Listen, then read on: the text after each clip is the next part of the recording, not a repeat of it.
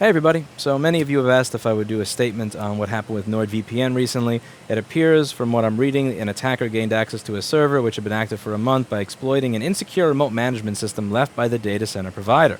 And NordVPN said it was unaware that such a system existed. NordVPN did not name the data center provider.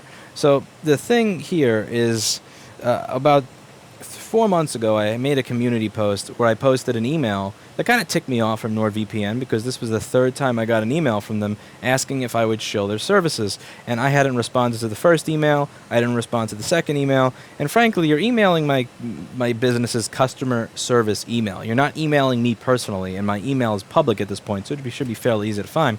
But it's you kept emailing the business customer service inbox and spamming the employees, which kind of ticked me off. So I posted a copy of this and I said, I think it was something like, it would be easy to take the easy money if I didn't value the audience. And a lot of people got really, really pissed off at that and said, they're a good company. Why would you do that? How dare you? That's so mean of you. That's so unprofessional of you.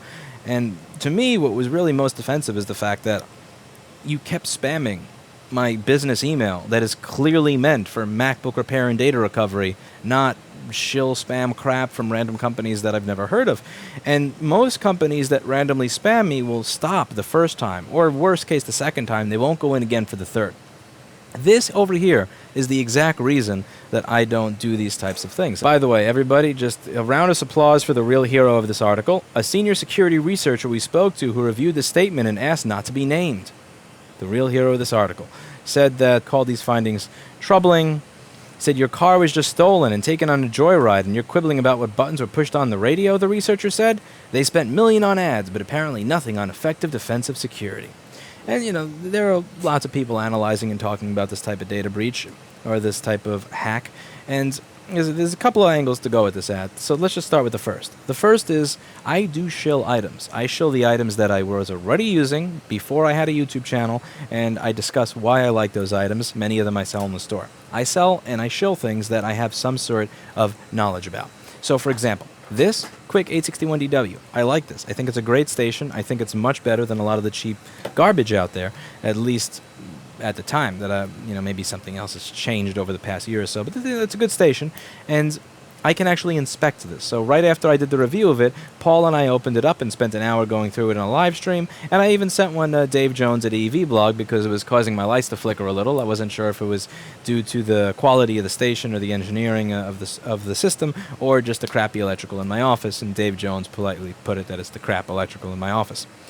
I can inspect this. I can inspect my microscope. I can inspect inside my ultrasonic cleaner. I can look at and actually measure stuff and see what the stuff in my Hacko FM203 is made of. There's no way for me to do that with a VPN service. I can use the VPN, but that doesn't really tell me jack shit. How do I know that there's not somebody listening in the middle? How do I know what the company culture is when it comes to security? How do I know that your hires at the business that is providing all of this are hires that are well-informed, really care about their job rather than sleeping on it? How do I know who you outsource to? How do I know who your data center providers are? How do I know what the company culture is at your data center providers? And not just do I know you, the owner, or you, the social media manager, but do I really feel comfortable with the grunts that are going to be dealing with the day-to-day operations of the business? Do I think that they're the type of people who really care about data security, or are they the type of people to just leave some garbage remote management thing on there that hasn't been patched so that any Tom, Dick, and Harry can hack into your system?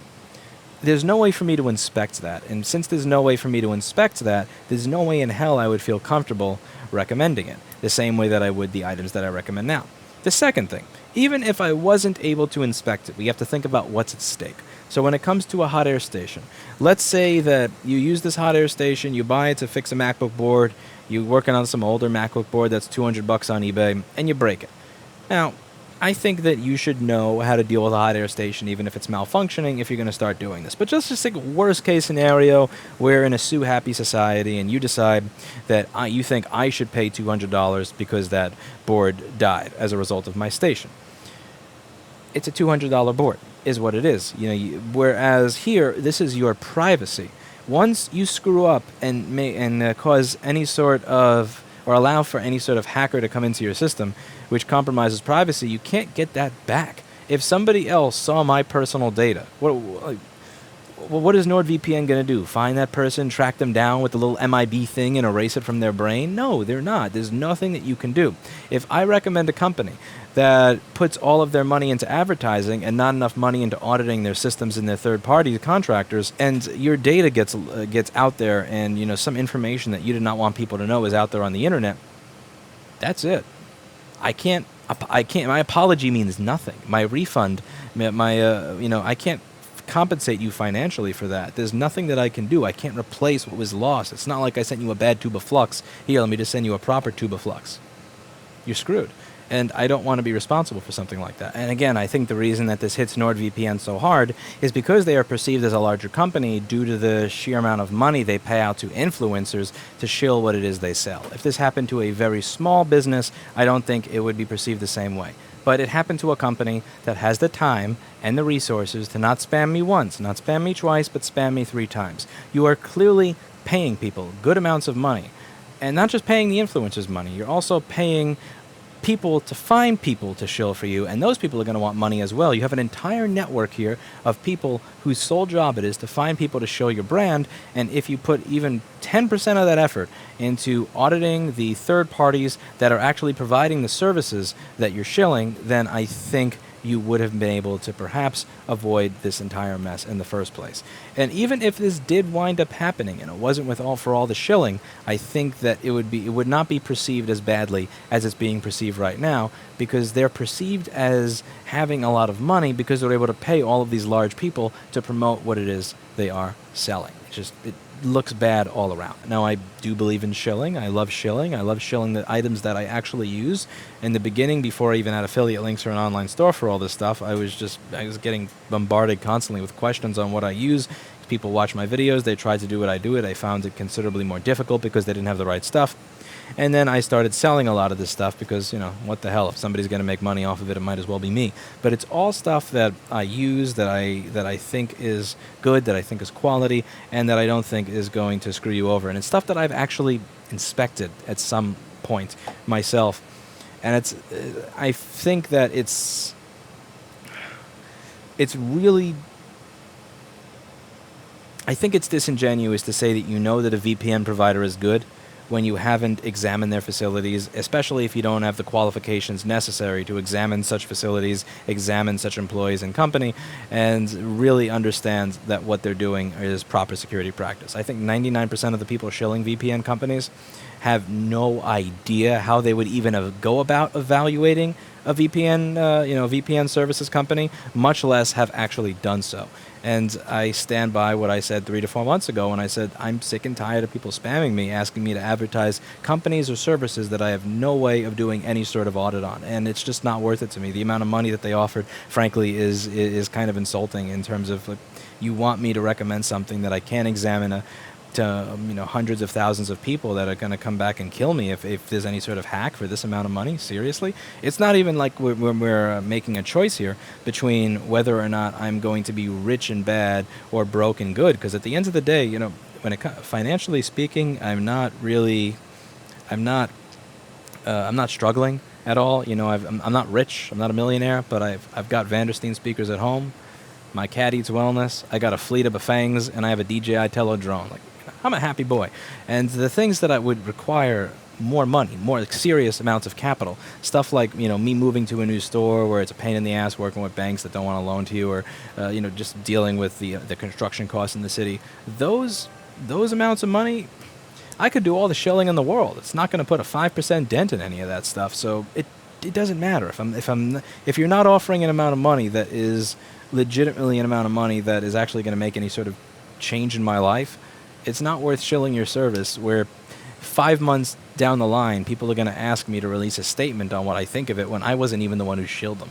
The interesting thing in my comments, the favorite part, is I actually got a bunch of comments from people saying, "Oh, look at NordVPN now, you sell-out shiller." I think they actually have me confused with people who have actually shilled NordVPN in the past, which I think is just absolutely hysterical. I've seen comments here also going the opposite direction, which is like, Lewis doesn't care about money. He's, of course he wasn't shilling them. And I mean, obviously, this is also ridiculous. I mean, most of my days, most of the recordings that I do is literally filming the process of me making money by flicking off JTAG connectors and bad capacitors. But there's nothing wrong with making money. I just think if you're going to be making money and if you're going to be putting money into trying to make more money in a very public way, then you need to make sure that your home bases are covered when it comes to something as serious as user privacy. But yeah, at the end of the day, really think about this when people are advertising to you on YouTube. Do they actually use the stuff that they say that they are selling? Do they, what is their exposure to it? Are they able to analyze and get an idea of how the thing that they're trying to shill to you actually works? Because for me, if I shill something like NordVPN and some shit like this happens, are you going to believe me when I say that my microscope is better than the Amscope one that I'm selling as a limited edition? Are you going to believe me when I say it's worth buying a Quick over an IOE? Are you going to believe me when I say it's worth buying a Hacko over an Atom? Frankly, at the end of the day, the ability to be able to recommend something and have people trust that if Lewis recommended it, it's worth the money, even if it costs 2 or 3 times what the competitor recommended. That's worth a lot more to me than taking the quick $3,000 to $6,000 to shill some VPN service that can't even keep their system secure. So that's about it. I'm sure I'll get a bunch of hate from the NordVPN shills in the comments, and but that's my opinion. Hasn't changed at all. And if you email my business email more than 2 times and you get nothing back regarding shilling, and you email a 3rd time, expect that you're going to end up on my community page or in a video, and there's an expectation of privacy when it comes to customer inquiries. I don't have the same level of respect for privacy policy when it comes to unsolicited, repetitive spam and harassment. I'll see you in the next video.